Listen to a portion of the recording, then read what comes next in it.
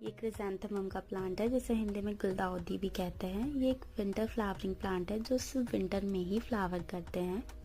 तो अब समर्स आ गए हैं तो मुझे इसको विंटर के लिए सेव करना है। तो मैं इसकी रिपॉटिंग करने वाली हूँ छोटे पॉट में। ये बहुत सारी सैपलिंग्स हो गई थी इसमें। मैं सिर्फ एक ही सैपलिंग को निकाल लूँगी जो मुझे बेस्ट लगेगी और मैं उसे ही अपने पॉट में लगाऊंगी। बाकी की मैं सारी कंपोस्ट बिन में डाल दूंगी। इसकी अच्छी सी रूट्स थी तो मैंने इसे ही सिलेक्ट किया है। फिर मैं इसे शेड में शिफ्ट कर दूंगी और अच्छे से पानी दे दूंगी। आपको अगर इसका डिटेल वीडियो देखना है तो आप मेरे यूट्यूब चैनल पे देख सकते हैं।